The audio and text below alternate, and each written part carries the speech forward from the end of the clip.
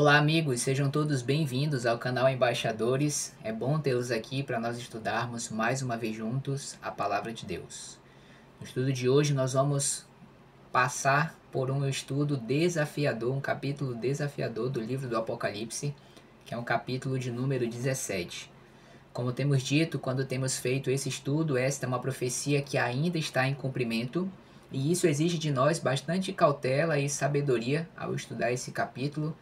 Há partes nessa profecia que já estão bem compreendidas, bem esclarecidas, e outras ainda por se cumprir, e como sempre acontece ao longo da história, nós sempre compreendemos melhor uma profecia a partir do momento em que ela se cumpre. Então nós adotamos aqui neste assunto uma posição de cautela, a gente coloca aqui possibilidades do que essa profecia pode acontecer, né, quando ela se cumprir ainda à frente, e a gente acompanha essas possibilidades, vê o desenrolar dos eventos para tentar compreender para onde a profecia está nos levando. Então eu quero te convidar a ir comigo aqui para a tela agora, para que a gente possa acompanhar e começar juntos a fazer esse estudo, tudo bem? Já aqui na nossa tela, então, estudo de hoje, a grande meretriz, a base do nosso estudo, diretamente Apocalipse capítulo 17, tá bom? Vamos avançar aqui no nosso estudo. Vamos começar lendo capítulo 17, verso 1 e 2, e nós vamos compreender um pouco melhor essas imagens que aparecem aqui pra gente na tela, tá bom? Então, capítulo 17, verso 1 e 2 diz assim para nós. Veio um dos sete anjos, que tem as sete taças, e falou comigo, dizendo: Vem, mostrar-te-ei o julgamento da grande meretriz, que se acha assentada sobre muitas águas, com quem se prostituíram os reis da terra, e com o vinho da sua devassidão foi que se embebedaram os que habitam na terra. Muito bem. Então vamos começar compreendendo, destrinchando aos poucos aqui este conteúdo que aparece para a gente. A gente precisa lembrar que o capítulo 17 ele vem logo em seguida do capítulo 16, onde estão descritas as sete pragas. E aí a gente percebe que no capítulo 17, 18 e 19, o que Deus vai fazer aqui é uma ampliação do conteúdo que ele revelou no final das pragas. É, os teólogos têm entendido que o final aqui das pragas, especialmente a sexta e a sétima, elas contêm um conteúdo mais simbólico. E por causa disso, então, Deus faz uma explicação, ele amplia o entendimento sobre essas duas últimas pragas no capítulo 17, 18 e 19. Então, hoje nós estamos estudando um livro, um capítulo, um conteúdo que amplia aquilo que já foi mencionado na sexta praga do Apocalipse, ok? Então, capítulo 17, verso 1 e 2 começa nos dizendo que quem vem trazer essa mensagem para João é um dos anjos que tinha uma das taças, né? Então, é para levar a nossa mente a lembrar que esta cena aqui ela tem relação com a cena anterior. E aí aqui o que vai ser ampliado é a questão da queda de Babilônia. Onde que isso é mencionado nas pragas? Se você vê a sexta praga no capítulo 16, verso 12, ali vai apresentar que as águas do rio Eufrates secaram para se preparar o caminho para os reis que vêm do Oriente.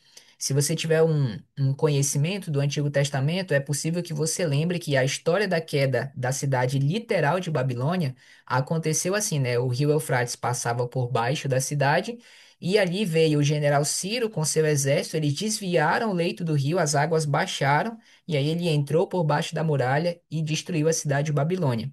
E agora o Apocalipse está trazendo essa imagem do Antigo Testamento, porque vai chamar esse poder aqui, essa meretriz que aparece aqui na imagem, ele vai chamá-la de Babilônia, né? E aí ele usa a figura de um rio passando embaixo dela, e a gente sabe que na profecia isso representa povos e multidões, então as águas que dão sustento à cidade de Babilônia secar, na profecia isso vai indicar os povos, né? A água representando povos e multidões, os povos que dão sustento ao sistema Babilônia aqui do Apocalipse, essa água começa a secar, ou seja, os povos começam a deixar de dar o apoio, dar o sustento à Babilônia, e isso vai levar à sua queda. E isso vai resultar também, como diz aqui na sexta praga, a preparação do caminho dos reis que vêm do lado do Oriente.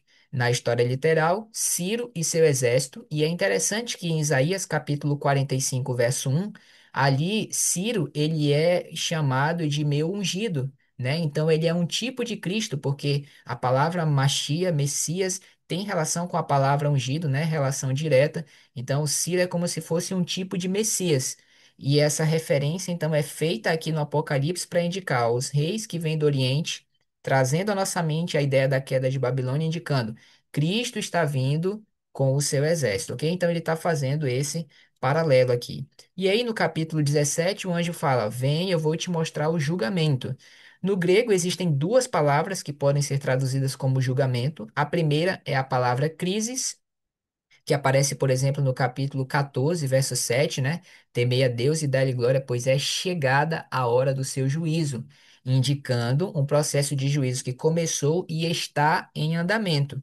Mas não é o caso aqui no capítulo 17, porque a palavra que foi traduzida aqui como julgamento é a palavra crima, que já é o final, então o processo do julgamento já teve, e agora você vem dar o juízo, ou seja, a sentença sobre o réu. Ok? Então, aqui em Apocalipse 17, a palavra é sentença. Então, vem, eu vou te mostrar a sentença que vai receber a grande Babilônia. Ok? A mulher e a besta, elas serão punidas por Deus aqui e agora, né? Vão receber a sua sentença.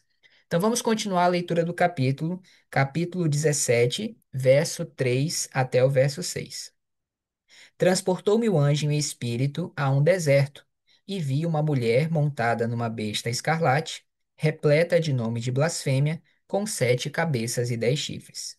Achava-se a mulher vestida de púrpura, de escarlata, adornada de ouro, pedras preciosas e pérolas, tendo na mão um cálice de ouro que transbordava de abominações, e com as imundícias da sua prostituição. Na sua fronte achava-se escrito um nome, um mistério: Babilônia a Grande, a mãe das meretrizes e das abominações da terra. Então vi a mulher embriagada com o sangue dos santos e com o sangue das testemunhas de Jesus. E quando a vi, admirei-me com grande espanto. Muito bem. Então aqui nós temos uma descrição interessante, né, sobre essa mulher. No verso 1, nos apresentou que essa grande meretriz, ela está sentada sobre muitas águas. Uma outra característica que nós queremos destacar aqui sobre esta mulher, no verso 5, diz que ela é a mãe das abominações da terra.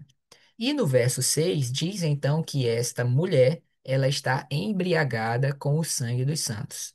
Nós sabemos que a palavra de Deus usa a figura da mulher para representar a igreja, né? E dependendo da forma como essa mulher é descrita na profecia, ela vai representar a igreja de Deus, como acontece no capítulo 12, aquela mulher vestida de sol, né? E o sol na Bíblia é uma clara referência ao Senhor, né? Então, a igreja de Deus está no capítulo 12, e aqui no capítulo 17 nós temos uma mulher que, pelas características dela, é uma igreja que não pertence ao Senhor, né? Porque ela é mãe das abominações, algo que Deus não gosta de jeito nenhum, e além disso, ela está embriagada com o sangue dos filhos de Deus. Então, de fato, é uma igreja que não cumpre a vontade de Deus aqui. E aí é muito interessante porque nós percebemos certa semelhança entre a descrição dessa mulher no capítulo 17 e a descrição do animal que aparece no capítulo 13, nos primeiros versos ali, que é a besta que emerge do mar.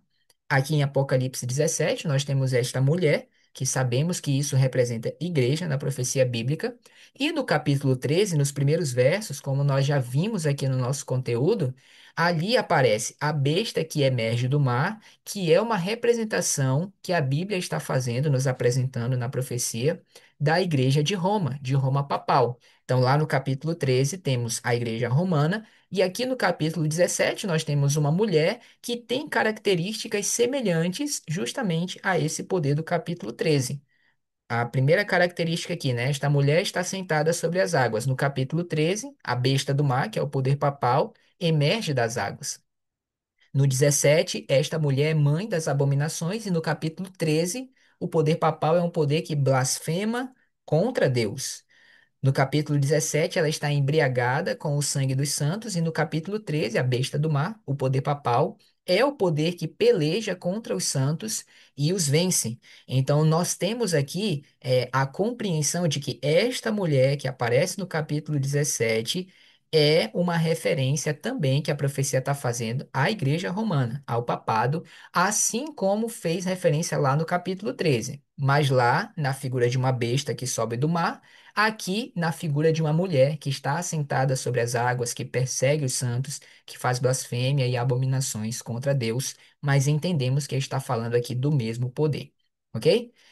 Outro detalhe interessante é a descrição que vem além em relação a esta mulher, né? Diz aqui que ela está vestida de púrpura e escarlata. Essa é a cor púrpura, né? Um roxo ou lilás, e o escarlata, um vermelho assim, bem forte. E é interessante que quando a gente olha para a igreja romana, né? Essas são duas cores muito presentes em seus líderes religiosos, né? Uma cor que ele usa bastante. Além disso, diz que esta mulher está adornada com ouro, pérolas e pedras preciosas, o que indica muita riqueza, né? Muita ostentação, e de fato essa é uma realidade que também nós vemos que se aplica à igreja romana, né? A igreja conquistou muitos recursos, especialmente no período da Idade Média, com a questão das indulgências. Então, é uma igreja que de fato tem muita riqueza. Agora, dentro dessa descrição que a Bíblia faz da mulher, é interessante, parece que essa mulher, né, ela é uma contrafação de um sacerdote. Eu queria te convidar aí comigo para Êxodo 28:5, e a gente vai ver como a Bíblia descreve ali a roupa que um sacerdote do Senhor deveria usar. Então, Êxodo, capítulo 28, verso de número 5 diz assim, olha só: Tomarão ouro, estofo azul, púrpura, carmesim e linho fino. E a gente percebe aqui que há uma certa semelhança entre a roupa, a aparência dessa mulher, dessa igreja, e a aparência do sacerdote, né? E é interessante porque os líderes religiosos, né, da igreja romana, eles também são chamados de sacerdote, né? Então a gente vê que esta mulher usa ouro e o sacerdote usaria ouro. O sacerdote usava azul, a mulher não usa isso, e vamos ver que isso parece ter um significado. A mulher usava púrpura, ok? Carmesim, que são muito semelhantes, as cores aqui em cima, púrpura, púrpura. Escarlate, a gente viu ainda há pouco, né? Um vermelho, assim como o carmesim. E o sacerdote usava linho fino, que é algo que essa mulher aqui também não usa. Então a gente vê aqui que há semelhança, mas a gente também encontra aqui diferenças, né? Na questão do azul e do linho fino. O sacerdote usava e esta mulher, que representa uma igreja, não usa. Então, muito bem. Temos aqui essas semelhanças, né? Vemos que a mulher, ela não usa azul, como o sumo sacerdote, como o sacerdote usava, mas aqui temos um detalhe interessante, né? Que é a questão do linho fino, que o sacerdote usava e essa mulher, ela não usa, né? E o que isso parece nos indicar? Quando a gente vai para Apocalipse, capítulo 19, é um texto que a gente pode usar, mas a questão das vestes, elas são muito significativas na Bíblia, né? No Antigo Testamento diz que a nossa justiça é como trapos, né? Uma veste suja, velha, trapos de imundície. Aqui no capítulo 19 de Apocalipse, nós encontramos uma outra alusão, um outro paralelo que a Bíblia parece fazer em relação ao uso de vestes, ao significado delas, que diz o seguinte, 19:8. O final do verso, só a última frase, diz assim, ó: O linho finíssimo são os atos de justiça dos santos. Então, as vestes parecem estar muito ligadas a uma representação daquilo que são nossos atos, o nosso caráter. E aqui, o linho finíssimo é dito claramente que ele representa atos de justiça.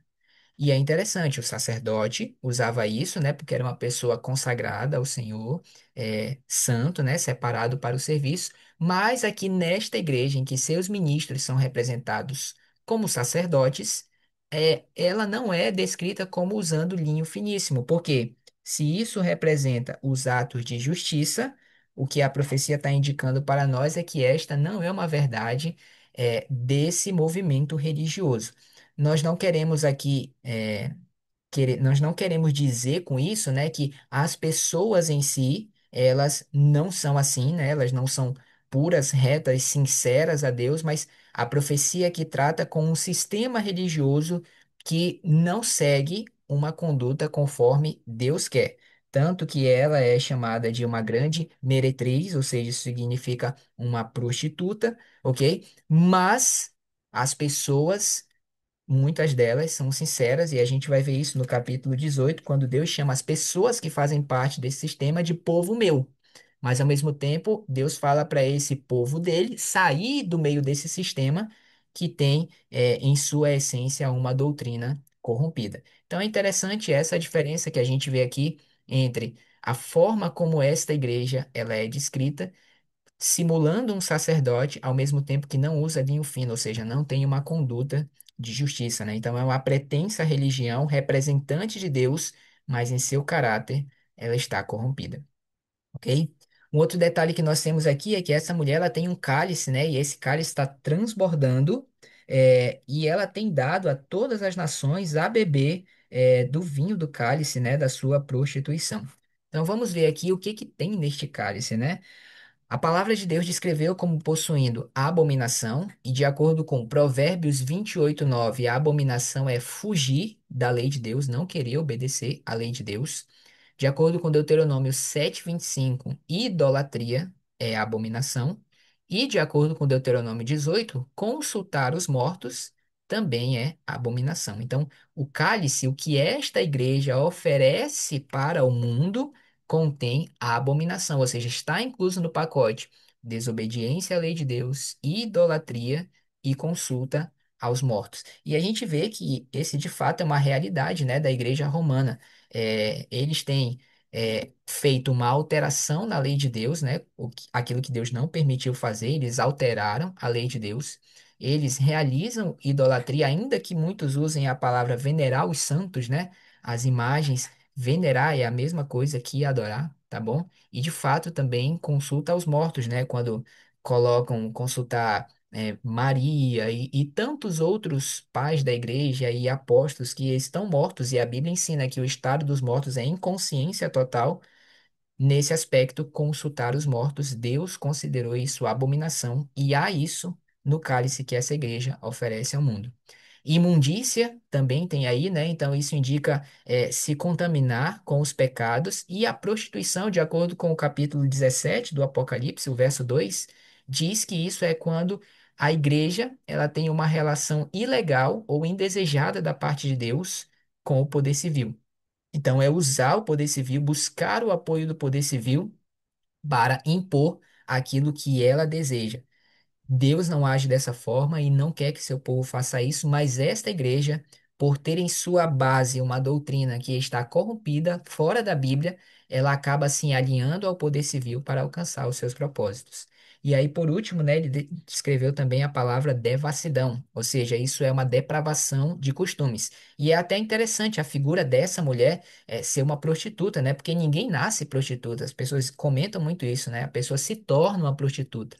Então, se a gente pensar isso na história da Igreja Romana, foi uma igreja que nasceu pura, né? A Igreja Católica Apostólica Cristã, aquela que Jesus fundou, mas depois ela acaba se corrompendo ali e começa a se misturar a partir de Constantino e dali para frente é, com o Império Romano, e isso gera uma depravação dos costumes, relação ilícita com o poder civil, uma doutrina nova que tem misturado cristianismo e paganismo, e aí todas essas coisas começam a se infiltrar. E aí a igreja começa a se prostituir, traindo o seu senhor e indo atrás dos reis da terra, né? Muito bem, então é com isso que essa igreja embriaga o mundo. Então, de fato, é uma igreja muito grande, muito popular, e suas doutrinas têm se alastrado, né, por todo o mundo. Milhares de pessoas seguem isso.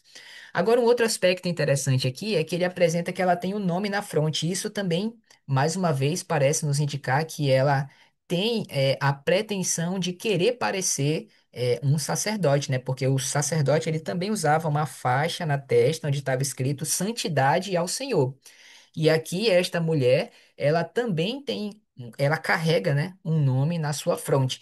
E a gente sabe também que a fronte aqui, né, ela tem muito que ver com as nossas decisões racionais, com quem nós entendemos que somos, seja com o nosso caráter. Ou seja, o nome que essa mulher carrega diz muito sobre o caráter que ela tem e sobre quem ela está escolhendo ser, né? Apocalipse 2 verso 21 é, quando descreve o poder papal lá dentro da igreja de Tiatira, Deus fala assim, né? Dei-lhe tempo para que se arrependesse, ela, todavia, não quer arrepender-se da sua prostituição. Então, escolheu seguir um caminho conscientemente e está lá, e deseja continuar lá. Então, aqui, ó, aquilo que eu mencionei há pouco para vocês, parece ser uma contrafação do sacerdote, né, que carregava na testa a santidade ao Senhor, mas esta igreja, por sua vez, conscientemente, ou seja, na fronte, ela carrega aqui um nome que a descreve, né, que mostra seu caráter, que é Babilônia a Grande, né? Então, o nome Babilônia significa portal dos deuses, né? E pode significar confusão. E por estarmos falando de uma igreja, então de fato, se apresenta aqui uma questão de confusão religiosa. Então, de fato, a doutrina que ela apresenta, com toda essa mistura entre cristianismo e paganismo, isso confunde realmente as pessoas e as pessoas seguem, e como a Bíblia diz, né, as pessoas ficam embriagadas com esse vinho. E esse adjetivo grande, né, nos mostra que é uma igreja de fato de relevância no mundo. E a gente vê como isso vai se aplicando bem à igreja romana, né, a quem ela é.